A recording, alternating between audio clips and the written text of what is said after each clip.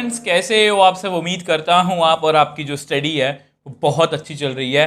आज की वीडियो में हम चैप्टर नंबर 8 जो आपका इंट्रोडक्शन टू ट्रिग्नोमेट्री है उसमें हम एक्सरसाइज 8.2 को स्टार्ट करने वाले हैं। और किसी भी एक्सरसाइज को स्टार्ट करने से पहले सबसे पहले हम करते हैं उसका बेसिक से मेरा मतलब ये होता है कि उस एक्सरसाइज में हमें करना क्या है, उसके पीछे के लॉजिक सोचने होते हैं। ऐसा हो ही ना कि कोई भी फॉर्मूला हमें बता के जाएगा, हम उस फॉर्मूला को सीधा क्रैम करने लग जाएंगे। हम इस तरह से नहीं चलते और इस तरह से मैथ्स में चला भी नहीं जा सकता। आपको पता है ये सबसे पहले हमने रोड मैप किया था चैप्टर का, तो ये 8.1 हम कर चुके हैं जिसमें हमने टी रेशियोज़ को बहुत अच्छे से सीखा। डिफरेंट टी रेशियोज़ को कैलकुलेट कैसे करना है, ये सारा उसका बेसिक है। ये सब कुछ मैंने इस पेज पे आपको सब कुछ मिल जाएगा। और इसकी एक्सरसाइज को भी सॉल्व किया, एग्जाम्पल्स को भी सॉल्व किया, और हमारे लिए हमें कुछ भी मुश्किल नहीं लगा। बिलीव मी, जब ये चैप्टर हम कंप्लीट करेंगे, ये आपका सबसे ईजीएस्ट चैप्टर होने वाला है। इन सभी वीडियोस का लिंक आपको नीचे डिस्क्रिप्शन बॉक्स में मिल जाएगा। तो आज की वीडियो में हम trigonometric ratios of some specified angles, मतलब इसको सिंपल भाषा में कहूँ तो ट्रिग्नोमेट्रिक टेबल हम करने वाले हैं। उसमें हम ये सीखेंगे कि ट्रिग्नोमेट्रिक टेबल जो है वो एक्चुअल में होता क्या है। ठीक है, आपके मन में देखो क्यूरियोसिटी होनी चाहिए। अब एक्सरसाइज हम इसको वीडियो को स्टार्ट करने वाले हैं, तो आपके मन में एक क्यूरियोसिटी जरूर होनी चाहिए, क्योंकि क्यूरियोसिटी के बिना कुछ नहीं हो सकता कि सर ट्रिग्नोमेट्रिक टेबल होता क्या है, और अगर ये ट्रिग्नोमेट्रिक टेबल है ये बना कैसे है, दूसरी बात इसकी हमें ज़रूरत क्यों है। तो ये 2-3 क्वेश्चंस आपके माइंड में जरूर होने चाहिए, तो मैं सभी का आंसर करने की कोशिश करूंगा। तो सबसे पहले देखते हैं कि ट्रिग्नोमेट्रिक टेबल की आखिर हमें ज़रूरत क्यों है। तो याद करो, सबसे फर्स्ट वीडियो मैंने आपको बताया था कि अगर हम नीचे खड़े खड़े किसी टावर की लेंथ बता पाएँ, जैसे मैं यहाँ पर खड़ा हूँ और ये एक टावर है, तो मैं नीचे खड़ा खड़ा बिना इसको मेजर किए इसकी हाइट बता पाऊँ। और अगर मैं कहीं पर बिल्डिंग पर खड़ा हूँ और मैं इस जो लेक या जो भी एक रोड बना हुआ है इसकी लेंथ बता पाऊँ बिना इसको मेजर किए, तो ये सब कैलकुलेट हम कैसे कर सकते हैं, ये with the help of trigonometry कर सकते हैं। तो अब आपको पता है, इसके बाद मैंने ट्रिग्नोमेट्री स्टार्ट की थी। अब इसके बाद हमने टी रेशियोज की थी कि साइन ए जो होता है ना, मान लो ये ए है, ये बी है, ये सी है। साइन ए जो होता है वो परपेंडिकुलर अपॉन हाइपोटेन्यूज होता है, किया ना हमने, ये हमने सीख लिया ना। अब ये जो एंगल है, अगर इसकी एंगल की वैल्यू मैं पर्टिकुलर कर दूँ, जैसे साइन, अगर मैं 0 की बात करूँ, साइन 30 डिग्री की बात करूं, साइन 45, कुछ खास एंगल्स पर ही हम चेक करेंगे। वैसे तो इसका कोई भी एंड नहीं है, ये टॉपिक ही इतना बड़ा है, बट कुछ खास एंगल्स की अगर हम बात करें 0 से लेकर 90 तक ही हम बात करते हैं नॉर्मली। 10th की बात करूं, 11th में तो आगे बहुत ज़्यादा आगे लेवल भी चला जाता है, बट अगर 90 तक बात करें तो अगर मुझे साइन 0 की वैल्यू पहले से पता हो, साइन 30 की वैल्यू पहले से पता होगी, इतनी होती है, मान लो इसकी वैल्यू 1/2 होती है, तो मुझे इस साइड की रेशो के बारे में पहले ही पता लग जाएगा। देखो ट्रिग्नोमेट्री होती क्या है। Trigonometry is a basic relationship between sides and angles of a triangle. तो अगर मैं एंगल से साइड्स की रेशो डायरेक्टली निकाल पाऊँ, सिर्फ मुझे एंगल पता हो और मैं रेशो निकाल पाऊँ, तो कितना मतलब कि बेनिफिशियल हो जाएगा मेरे लिए, कितना ईजी हो जाएगा क्वेश्चंस को सॉल्व करने के लिए। तो इसलिए ट्रिग्नोमेट्री टेबल की जो है वो ज़रूरत है हमें। ठीक है, तो आई होप मैं थोड़ा सा आपके मन में एक चिंगारी सी लगा पाया हूँ कि ये ट्रिग्नोमेट्री टेबल होता क्या, आपके मन में कुछ क्लैरिटी हुई होगी कि ट्रिग्नोमेट्री टेबल की हमें जरूरत क्यों है। ठीक है, बाकी क्वेश्चन करके और भी ज़्यादा क्लियर हो जाएगा। अब देखो इसके प्रूफ ज़्यादा कोई इंपॉर्टेंट नहीं है, इसके कोई प्रूफ ज़्यादा इंपॉर्टेंट नहीं है कि इसकी वैल्यू इतनी। देखो अगर मैं आपको दिखाना चाहूँ, पहले दिखाई देता हूँ थोड़ा सा। देखो एक्चुअल में ये ट्रिग्नोमेट्री का टेबल ऐसे होता है कि 0 पर इतनी वैल्यू है, मतलब ये मैंने पहले से बनाया हुआ है, तो इस तरह सारी वैल्यूज़ काम कर 0, 30 डिग्री, 40, देखो साइन की वैल्यू 1/2 होती है, 45 पर 1/√, इस तरह से टेबल है। तो वैसे इसके प्रूफ, इसको हमें याद ही करना है, बेसिकली हमें इसको याद ही करना है, बट फिर भी मुझे होता है कि थोड़ा सा आपको बताना चाहिए कि एक्चुअल में वैल्यूज़ कैलकुलेट कैसे होती हैं। मैं जस्ट आपको एक एंगल बता दूंगा, थोड़ा सा ज़्यादा प्रूफ करने की जरूरत है, मैं आपको खुद से बोल रहा हूँ, ज़्यादा प्रूफ करने की जरूरत नहीं है, जस्ट थोड़ा सा बता दूंगा कि ये वैल्यूज़ कैलकुलेट कैसे होती हैं, और उसके बाद हम इसको लर्न करने के लिए, देखो टेबल काफ़ी बड़ा है, और इसकी मैं आपको टेक्निक बताऊंगा जिसकी आप हेल्प से ये टेबल कभी नहीं भूलोगे। ठीक है, तो ऐसा करके सबसे पहले वही सीखते हैं। अब देखो, जैसा कि मैंने आपको बताया कि मैं सिर्फ आपको एक एंगल के बताऊंगा, मैं आपको 45 का बता रहा हूँ, ठीक है। एंगल 0 भी है, 30 भी है, 45 भी है, 60 भी है, 90 भी है।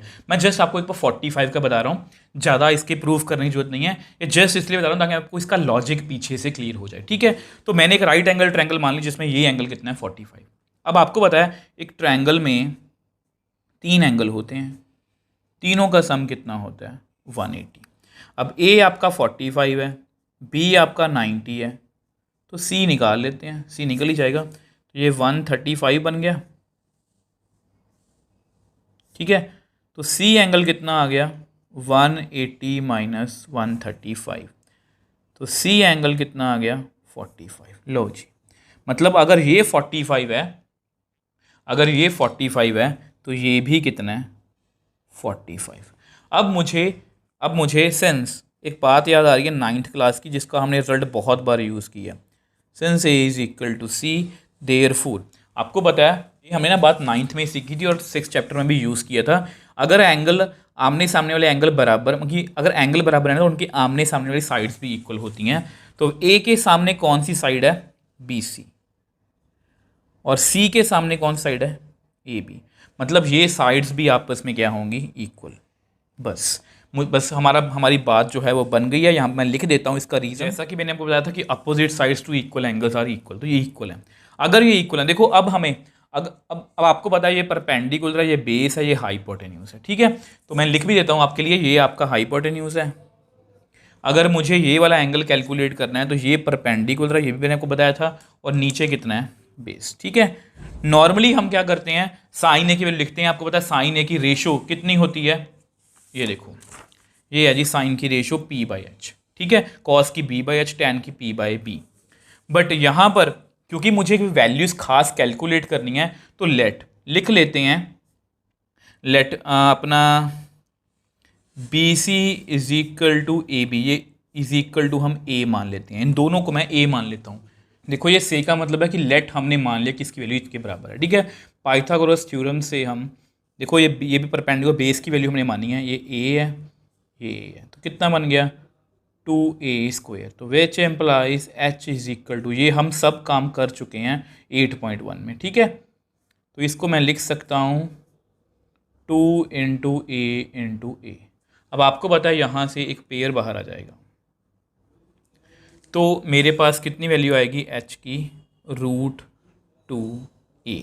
बस अब मुझे अपना परपेंडिकुलर भी पता है, ए है, बेस भी पता है, और ये भी पता है। अब मैं आपको रेशियोज कैलकुलेट करके जैसा कि मैंने आपको बताया, ये मुझे पता है ए है, ये ए है, ये √2 है। अब साइन ए, आप मेरे को बताओ साइन ए कितना होगा, मतलब साइन 45, ठीक है। अब पहली बार ये वर्ड यूज़ कर रहा हूँ मैं, ठीक है। ये होता है पी बाई एच। अब आपका परपेंडिकुलर ए है और एच कितना है √2a। अब यहाँ पर ए और ए कट गए, ए और ए कट गए, तो मेरे पास तो मतलब यहाँ पर साइन 45 की वैल्यू 1/√आ गई। मतलब जब भी आज के बाद हम देखो, आज से पहले ना हम साइन ए की वैल्यू पढ़ रहे थे पी बाई एच, बट अगर कभी भी एंगल ए की वैल्यू 45 होगी ना तो मैं झट से बता दूंगा कि उसकी वैल्यू साइन में कितनी है 1/√2, ठीक है। सेम वे से कॉस ए की बात करते हैं, कॉस ए मतलब कॉस 45, कॉस 45 होता है बेस अपॉन हाइपोटेन्यूज, बेस अपना है ए, हाइपोटेन्यूज अपना वही √2 इंटू ए, ठीक है। ये ए वैल्यू मैंने इसलिए ली थी, ये सबको रिप्रेजेंट कर रहा है, जनरल वैल्यू थी। तो कॉस 45 कितना आ गया, वो भी कितना आ गया 1/√2, ठीक है। तो इस तरह से हमने साइन ए की साइन 45 कॉस 45 की वैल्यू निकाल ली। अब टैन ए की बात करते हैं, मगर टैन 45 की बात करते हैं। देखो ये जस्ट आपको फिर से बता देता हूँ, अगर किसी बच्चे को लगता है कि ये फालतू का काम आप छोड़ सकते हो, आप इसके बाद नेक्स्ट टॉपिक पर आपको नीचे टाइम से मिल जाएगा, सीधा आप टेबल को सीखने का तरीका सीख लो, मतलब कि टेबल को किस तरह से याद रखा जाता है, ठीक है। और टेबल याद कर लो, आप क्वेश्चंस का आराम से कर सकते हो। ये जस्ट उन बच्चों के लिए है जो कॉम्पिटेंसी बेस्ड कोई भी क्वेश्चन मिस नहीं करना चाहते, और जिन बच्चों को लगता है कि MCQ में हमारा कुछ भी मिस ना हो, ठीक है। तो P/B, अब P हमारा A है, बी भी हमारा ए है। अब ये दोनों ही आपस में कट गए तो कितना आ गया 1, तो tan 45 कितना आ गया 1, ये भी हमें क्लियर, ठीक है। अब आपको पता है अगर मुझे कोसेकेंट की वैल्यू चाहिए, मैं आपको लिख के दिखा देता हूं। ध्यान से देखो, ये वैल्यूज हमको डायरेक्टली बता दी। कोसेकेंट क्या होता है? 1/sin, साइन का उल्टा होता है, तो 1/1/√2 कितना होगा? √2। सीकेंट 1/cos, इसकी वैल्यू हमें पता है 1/√2, तो इसकी वैल्यू √2 आ गई। cot 45 मतलब 1/40, 1/tan 45, ये 1 होता है, तो 1/1 कितना होगा? 1। तो इस तरह से हमने सीकेंट जो है, मैं आपको फिर से टेबल दिखाता हूँ जो मैंने पहले से बना रखा है। तो sine 45 1/√2, cos 45 1/√2, tan 45 1, cosecant 45 √2, secant 45 √2, cot 45 1। तो इस तरह से हम 0 के लिए 30, 60, 40 बता ही दिया, 90 के लिए वैल्यूज कैलकुलेट करेंगे। अब ये जस्ट मैंने आपको इसलिए बताया कि आपके पास लॉजिक क्लियर हो जाए कि ये वैल्यूज एक्चुअल में कैलकुलेट कैसे होती हैं। इनके कोई प्रूफ नहीं हमें आने वाले, इनके कोई प्रूफ ज़्यादा इंपॉर्टेंट नहीं है। जस्ट मैंने इसलिए बताया कि आपको किसी भी पॉइंट पर ये ना लगे कि ये सब कुछ क्रैमिंग है। इन सब के पीछे लॉजिक होता है, वो मैंने आपको बताने की कोशिश की है। अब नेक्स्ट पेज पे मैं आपको टेबल बताऊंगा, ट्रिग्नोमेट्री टेबल, और उसको याद करने की टेक्निक। ठीक है, तो उसको याद कैसे करना है, तो ऐसा करते हैं, उसको नेक्स्ट पेज पे हम डिस्कस करें। अब देखो, अब हम अपना ट्रिग्नोमेट्री का मेन टेबल जो है वो सीखने वाले हैं। आपको पता है, मैंने आपको थोड़ा सा दिखाया था कि टेबल कुछ इस तरह से दिखता है। ठीक है, अब देखने में बहुत कॉम्प्लिकेट लगता है कि इतनी वैल्यूज हम याद कैसे रखेंगे, इतने एंगल्स की वैल्यू हम याद कैसे। देखो, अब ये पर्टिकुलर यही एंगल हैं, 0, 30, 45, 60 और 90, इन्हीं पर हम चेक करेंगे। इनके बीच में भी चेक कर सकते हैं, बट वो हमारा काम 10th के लेवल का काम नहीं है, वो 10th के बाद का काम है। मतलब बेसिकली वो हम कैलकुलेटर से, एक्चुअल में साइंटिफिक कैलकुलेटर होता है, उससे हम कैलकुलेट कर सकते हैं, बट हमें बेसिकली इन पर्टिकुलर एंगल्स पर ही जो है वो चेक करना है। अब सबसे बड़ी प्रॉब्लम ये है कि सर याद कैसे करेंगे, तो उसको याद करने की लर्निंग टेक्निक है। तो ध्यान से देखो, अगर मैं साइन कर लूँ ना, तो साइन से कॉस हो जाएगा, और साइन और कॉस हो गई तो टैन अपने आप हो जाएगा, ये भी अपने आप हो जाएगा, ये भी। ठीक है, तो सबसे पहले साइन की वैल्यू, तो ये मैंने इससे लिखा है कि साइन अगर 0 होगा तो कितनी वैल्यू। देखो, आपने कैसे याद रखना है, यहाँ पर आप लिखना है 0/4 लिख सकते हो, 1/4 लिख सकते हो, 2/4 लिख सकते हो, 3/4 लिख सकते हो, 4/4 लिख सकते हो। ठीक है, और बाद में सबका अंडर रूट। देखो, याद करने की टेक्निक बता रहा हूँ। आपको पता है कि टेबल है, तो मैं 0/4, 1/4, 2/4, 3/4, 4/4 बहुत आसानी से इसको याद जो है वो रख सकता हूँ। अब आप सभी को पता है कि 0/समथिंग, और 0 का अंडर रूट भी कितना होता है? 0 ही होता है, तो कोई बड़ी बात नहीं है। यानी कि साइन 0 की वैल्यू कितनी है? 0। अब अगर मैं बात करूं कि 1 का अंडर रूट 1 होता है, 4 का अंडर रूट कितना होता है? 2। देखो, 4 का अंडर रूट कितना होता है? 4 को मैं ऐसे लिख सकता हूं, 2 × 2, ये पेयर बाहर आ गया तो 2, तो 1/2। अब यहाँ पर ना ये वैल्यूज आपस में कट हो जाएंगी, तो 2 1 2, यहाँ पर 2 2 4। तो ये बेसिकली ये कितना बन जाएगा? ये अंदर रह गया 1/√2। तो इसको ना इस तरह से याद रखते हैं, 1/, क्योंकि 1 का अंडर रूट तो 1 ही होता है, और 2 का रूट तो 2 ही रहेगा। ठीक है, √2 ही रहेगा, तो इसको ऐसे ही याद रखेंगे। अब यहाँ पर फिर से √3 तो ऐसे ही रखेंगे। अब 4 का अंडर रूट पहले बताया था कितना होता है? 2। अब ये आपस में कट हो गए, तो कितना आ गया? 1। और √1 कितना होता है? आप सभी को पता है, 1। तो इस तरह से हम देखो, साइन 0 की वैल्यू 0 होती है, साइन 30 की वैल्यू 1/2, साइन 45 की 1/√2 आप जी हमने सीखा भी है, साइन 60 की वैल्यू √3/2 होती है, और साइन 90 की वैल्यू 1 होती है। तो ये हमें याद रखनी है वैल्यूज़। याद करने का मैंने आपको तरीका बता दिया, ये बेसिकली याद करने का तरीका है, ये वाला जहाँ मैं डॉट लगा रहा हूँ, ये पैटर्न आपने याद रखना है। 0/4, 1/4, 2/4, 3/4, 4/4, उसका अंडर रूट। अगर आपको ये याद है, अब सभी वैल्यूज हम बड़े आराम से लिख सकते हैं। कॉस में भी कुछ नहीं, कुछ एफर्ट्स नहीं करने। यहाँ देखो, यहाँ से स्टार्ट हो जाओ, पहले यहाँ पर एंड में कितना है? देखो, साइन के एंड में कितना है? 1, तो यहाँ पर लिख दो 1। साइन के उसके बाद यहाँ पर कितना है? √3/2, तो यहाँ पर लिख दो। मैं पीछे से स्टार्ट हो रहा हूँ। अब 1/√2, अब 1/2, अब 0। जस्ट ऊपर वाली टर्म को मैंने उल्टा लिख दिया, तो कॉस की वैल्यू आ गई। मतलब कॉस 0 1 होता है, कॉस 30 √3/2, कॉस 45 1/√2, कॉस 60 1/2, कॉस 90 कितना होता है? 0। ये हमें याद हो गया बस। अब कुछ भी नहीं रह गया हमारे टेबल में। अब आपको पता है 0/, देखो साइन थीटा, देखो साइन tan अगर 0 मुझे निकालना है, तो 0/1। आप सभी को पता है 0/1 कितना होता है? 0। 1/2 और कितना है √3/2। अब ये आपस में जो है, ये जस्ट मैं देखो आपको याद करने की टेक्निक बता रहा हूँ, इसमें आप कट शॉर्ट भी कर सकते हो। तो ये वैल्यू कितनी आएगी 1/√3। अब यहाँ पर कितना है 1/√2 डिवाइड बाय 1/√2। अब ये आपस में कट हो गए, तो 1 भी आपस से कट हो गया, तो कितना रह जाएगा यहाँ पर हमारे पास 1। अब यहाँ पर भी करते हैं √3/2 1/2, तो इसको डिवाइड करते हैं तो कितना रह गया जी √3। अब 1/0, अब ये चीज़ आपके लिए नहीं है, मैं एक बार लिख देता हूँ 1/0, मैं लिख देता हूँ नॉट डिफाइंड। और कुछ बुक्स में ऐसे भी लिखा रहता है जिसको बोलते हैं इन्फिनिटी, ठीक है। बट आपको मुझे पूछना चाहिए कि सर नॉट डिफाइंड क्यों हो गया, ठीक है। तो इसको पूछने से पहले मैं आपको कुछ पूछता हूँ, इसका मतलब क्या है। देखो 4/2 का मतलब क्या है, आप कहोगे सर क्या बच्चों वाले सवाल पूछ रहे हो, 2 को 2 2 ज़ा 4, ये 4 डिवाइड हो गया, इसका आंसर कितना आ गया 2। अब 1/2 मतलब 1 को 2 से डिवाइड करना है, चलो कोई बात नहीं, पॉइंट लगा लेते हैं यहाँ पर 0, 2 5 ज़ा 10, तो 0.5 आ गया, ठीक है। ये मैं आपको क्यों बता रहा हूँ, अब मेरे को 1 को 0 से डिवाइड करके बताओ। 0 1 ज़ा 0, फिर 1 आ गया, 0 0 ज़ा 0 आ गया, फिर 1 आ गया, 0 2 ज़ा 0, फिर 1 आ गया। मतलब ये डिवाइड ही नहीं कर सकता, मतलब 0 किसी भी नंबर को डिवाइड नहीं कर सकता। मतलब जब भी 0 नीचे आता है ना, इसलिए मैथ्स में उसको बोलते हैं नॉट डिफाइंड। उसका आंसर अभी हमारे पास नहीं है, ये किसी को डिवाइड नहीं कर सकता। आई होप ये आपको क्लियर है, ठीक है। अब इसके बाद देखो साइन हो गया, कॉस हो गया, टैन हो गया, कोसेकेंट की बारी है। अब कोसेकेंट क्या होता है 1/sin। अब फिर से 1/sin की वैल्यू कितनी है 0, 1/sin कितना होता है, अब मैं 1/0 कितना होता है नॉट डिफाइंड।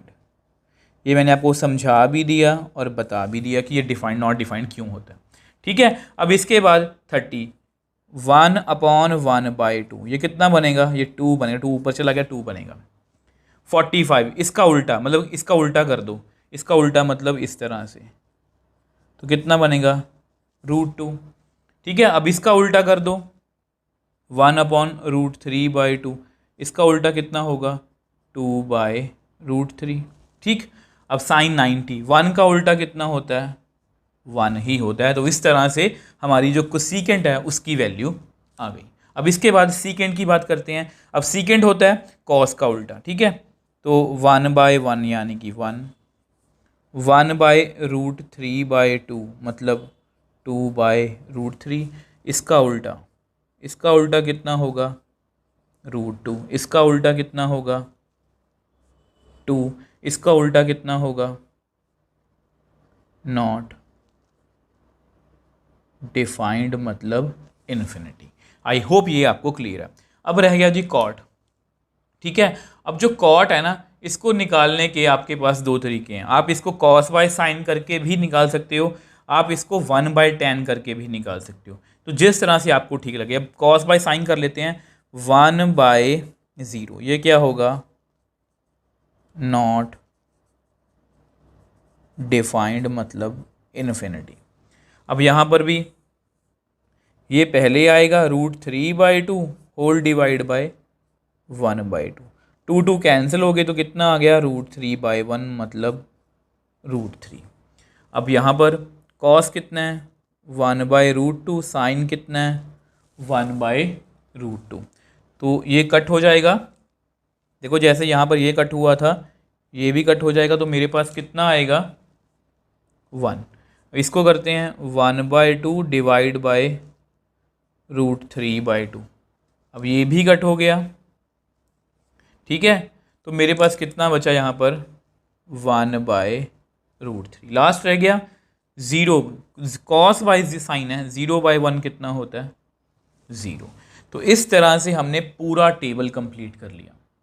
देखो अगर आपको टेबल आपको याद ही करना पड़ेगा, तो मैं आपको बेस्ट सजेशन यही दूंगा, एक बार जैसे मैंने आपको सिखाया है, सबसे पहले यहाँ से 0/4, 1/4, 2/4, 3/4, 4/4 लिख लिया, अंडररूट कर लिया, ये 0 होता है, ये 1/2, ये 1/√2, √3/2, ये 1, इसका उल्टा लिख दो 1, √3/2, इसको ऐसे ये यहाँ पर, ये यहाँ पर। अब इन दोनों को डिवाइड करना 0 आ गया, इन दोनों को डिवाइड करना 1/√3, इन दोनों को डिवाइड करना 1, दोनों को डिवाइड करना √3, दोनों को डिवाइड करना नॉट डिफाइंड। आपको सीकेंड क्या होता है, साइन का उल्टा, ठीक है। सीकेंड क्या होता है, कॉस का उल्टा। कॉट क्या होता है, कॉस बाय साइन या टैन का उल्टा, जो मर्जी देख लो। जीरो का उल्टा नॉट डिफाइंड, इसका उल्टा √3, इसका उल्टा 1, इसका उल्टा 1/√3, इसका उल्टा 0। 1/0 का उल्टा कितना होगा, 0/1, मतलब 0 होता है। तो इस तरह से हमने पूरा टेबल याद कर लिया और ये याद करना पड़ेगा, ठीक है। तो बेस्ट वे यही है कि जिस तरह से मैंने आपको बताया इसको याद कर लो, इसको लिख के कहीं पर रख लो, और पेपर में भी वैसे तो आपको पेपर तक जाते जाते आपको याद हो ही जाएगा, नहीं तो इसका तरीका यही है कि इसको एक बार जाके कहीं पर भी साइड पर बना के रख लो, जब भी आपको ज़रूरत रहेगी इसके वैल्यूज़ हम देख लेंगे और इसके बिहाफ पर हम क्वेश्चंस को जो है वो सॉल्व कर लेंगे। देखो मैंने आपको आज की वीडियो में ये भी बताया कि ट्रिग्नोमेट्री टेबल की हमें ज़रूरत क्यों है, ताकि हम रेशियोज़ को डायरेक्टली निकाल पाएँ। दूसरा कि ये वैल्यूज़ कैलकुलेट कैसे होती हैं, मैंने आपको साइन 45, कॉस 45, टैन 45 को सीकेंड और कॉट 45 बताने की कोशिश की है। वो इतना इंपॉर्टेंट नहीं है, बट जस्ट मुझे आपको लॉजिक समझाना था। अब ये आपका सबसे इंपॉर्टेंट है, जो आपको सबसे ज़्यादा काम आने वाला है, मतलब ये टेबल आपको हर एक कीमत पर आना चाहिए, तभी हम नेक्स्ट वीडियो में इसकी एग्जाम्पल्स और क्वेश्चंस को जो है वो सॉल्व कर पाएंगे। अगर आपको आज की वीडियो को लेकर कोई भी डाउट है, मुझे नीचे कमेंट बॉक्स में लिख सकते हो, मुझे इंस्टाग्राम डायरी पर मैसेज भेज सकते हो, मैं हमेशा आपका रिप्लाई करता हूँ। अगर आपको वीडियो थोड़ी सी भी हेल्पफुल लगी तो वीडियो को लाइक कीजिए, शेयर कीजिए और इस चैनल को सपोर्ट कीजिए।